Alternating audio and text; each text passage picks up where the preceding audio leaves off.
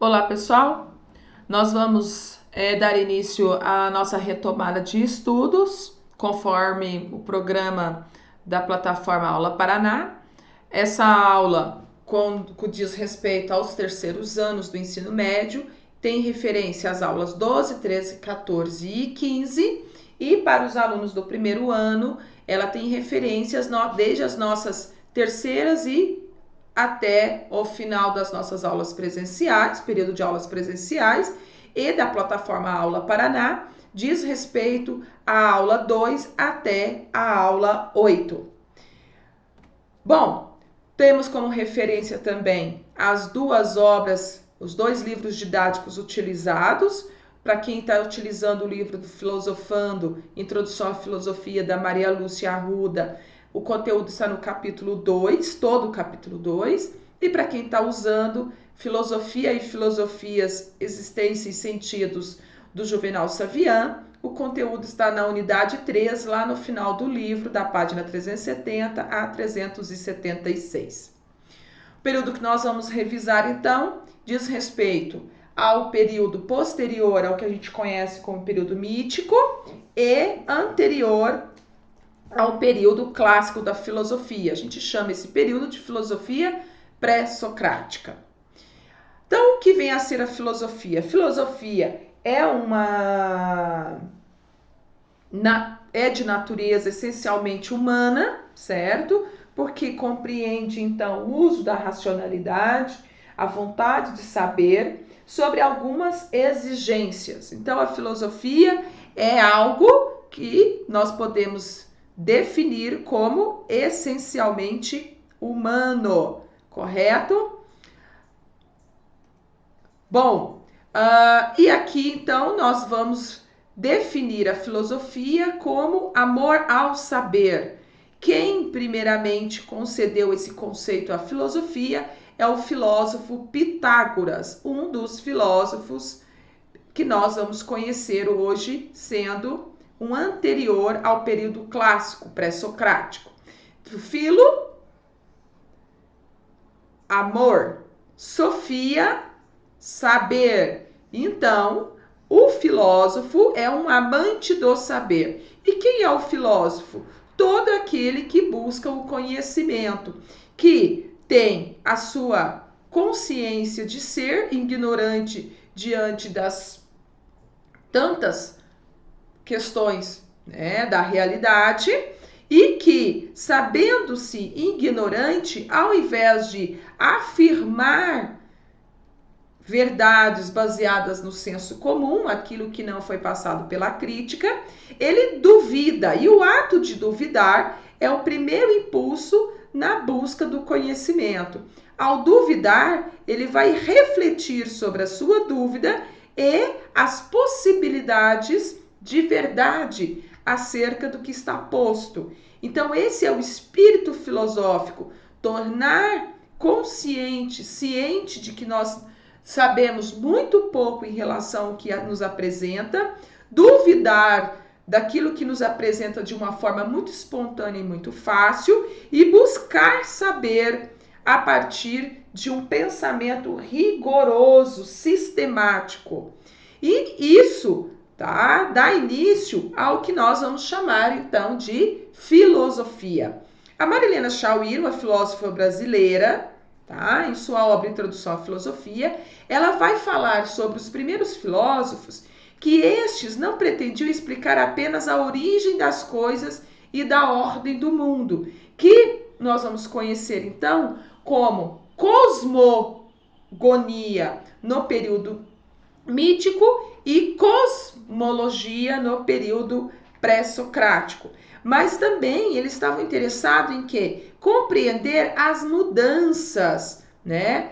E as causas dessas mudanças ou repetições. Por que as coisas parecem mudar? Por que as coisas parecem se repetir? Por que umas diferem das outras? Mas por que umas também são tão semelhantes? Então, isso vai habitar esse universo de dúvida e de reflexão desses que vão ser conhecidos como os primeiros filósofos. Então, nós estamos nesse momento aqui, saindo desse período chamado de cosmogonia, que era o período mítico, tá? E atingindo então a cosmologia, que é o pensamento filosófico, pautado então em explicações racionais, busca pelas causas, transformação e movimento. Então temos aqui os primeiros, as primeiras características do pensamento filosófico. E quem são esses pré-socráticos, então? Esses primeiros filósofos? Eles vão viver aí entre o período sexto e quinto da filosofia, do período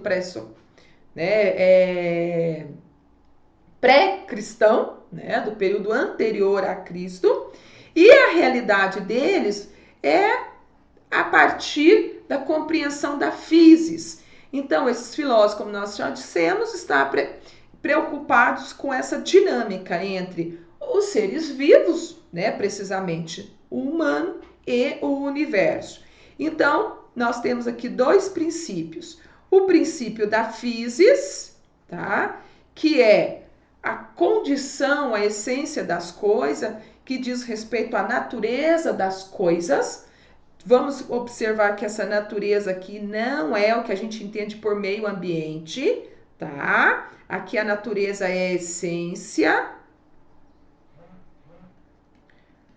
E a arqué, que diz respeito ao fundamento, à causa inicial de todas as coisas. Nós vamos falar sobre essas duas situações. Para isso, nós temos o primeiro filósofo conhecido, que é Tales de Mileto. Então, primeiro aqui, Tales vai demarcar ou afirmar que a arqué, o fundamento de todas as coisas, consiste, então, na água, tá? Por que Tales faz essa observação? Porque ele vai notar que os corpos, os quais ele observa, todos eles têm presente água ou umidade. Então, e que a água e a umidade, ela está aqui, nesses corpos, de forma de vários estados. Ele nomeia o estado sólido, líquido e gasoso como presente nesses corpos. E observa que esses corpos necessitam da água. Então, ele vai afirmar, que a água é princípio de vida.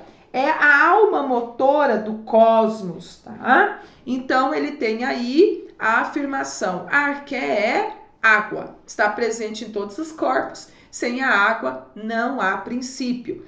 Mas nós temos em seguida também um outro filósofo também importante, que é Anaximandro de Mileto, Também, em função de uma arqué, vai afirmar que a arqué, ou seja, o princípio das coisas, é o apeiron. O que seria esse apeiron? É uma espécie, é algo que vive e que faz com que as coisas existam e que não está preso no tempo. Ele não tem começo e nem fim. E não pertence a algo em particular. É algo que está, consiste em toda a matéria, mas não é própria da matéria, tá? Então, a partir daí, ele vai dizer que as coisas ou as causas das coisas possuem um princípio que é ilimitado, indefinido, indeterminado, porque ele não está afirmando que é, e que não está preso no tempo. Tá? Supera aí, de repente, a própria lei da física, porque não tem começo e não tem fim, ok? Bom, esse pensamento vai fazer, alimentar a ideia de que as coisas estão numa situação de eternidade, que é imortal, imperecível, certo? Então nós vamos percebendo aqui que um primeiro pensamento ou ele alimenta um segundo pensamento, ou ele vai, né, alimentar uma concordância, uma similaridade, ou ele vai alimentar também um novo elemento ou uma contradição, certo? Pitágoras de Samos, talvez aí um dos mais importantes filósofos desse período 570 a 496 a.C., ele vai fundar uma escola, né, os pitagóricos. E qual que é a vertente desses pitagóricos? É simplesmente compreender o mundo, a realidade, a partir da matemática. Então, os seguidores de Pitágoras vão se dedicar a aritmos, né? Então, que para eles consiste no fundamento, né, das coisas. Esses aritmos são arranjos aritméticos, tá?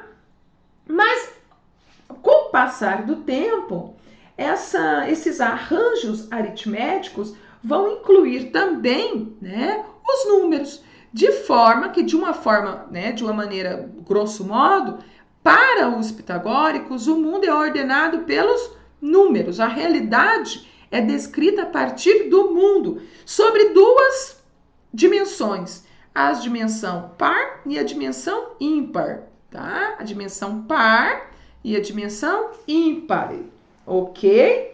Então, Pitágoras vai desenvolver a teoria que toda a estrutura do mundo, né, ela é harmônica. Há uma coisa curiosa aqui dos pitagóricos, que Pitágoras vai trabalhar também a questão da harmonia, e aí vai desenvolver algumas notas musicais. Então, o cosmos está presente, né, nessa concepção harmônica, que é descrita pelos números. Então, a matemática é a alma do mundo. Mas, né, temos aí agora dois outros importantes filósofos que vão fomentar, que vão dar início a duas correntes filosóficas muito concorrentes entre si, que até hoje alimenta a reflexão da filosofia: Heráclito de Éfeso e Parmênides. Vejamos Heráclito, né? Heráclito é conhecido na filosofia como obscuro, né? Ou filósofo que chora. E talvez algumas notas sobre Heráclito diz que ele seja um dos filósofos pré-socráticos mais lidos, tá? Bom, para Heráclito, o mundo, a realidade, ela não é estática, muito pelo contrário. Ele vai inaugurar aqui um conceito, né, presente na filosofia de muitos contemporâneos, que é a ideia de devir. A realidade é um eterno vir a ser, está em constante mudança, ok? Então, é de Heráclito a famosa frase: não podemos entrar duas vezes no mesmo rio. Por quê? Porque quando entramos já não somos mais os mesmos, quando saímos também não somos mais os mesmos, e muito menos a água já é a mesma, ok? Então, para o Heráclito, existe o quê? Uma razão, tá? Constante de mudança, ok? As coisas estão em constante mutação. O que confere, então, uma unidade no mundo é a multiplicidade. Então, essa é a linguagem no mundo, certo? Os elementos, né? O elemento, né, dessa multiplicidade aqui, por exemplo, né, podemos imaginar, o fogo, que está em constante condição de mudança. Ele destrói, né, mas também restaura. Então, é um eterno jogo dos opostos, né? Então, essa ideia de Heráclito vai alimentar depois algumas ideias lá do filósofo fantástico contemporâneo, Nietzsche. E depois também outros filósofos, como Heidegger, beleza? Mas, então, notamos aqui, né, Heráclito é o filósofo do eterno fluxo. E Parmênides, podemos dizer que Parmênides é o carinha de oposição ao Heráclito. Por quê? Porque ele vai afirmar que o ser é e o não ser não é. Ao contrário do Heráclito, Parmênides está dizendo que existe um princípio de identidade e esse princípio de identidade não muda, porque se mudar, o ser também muda. Então, esse princípio de identidade requer também um princípio de não contradição.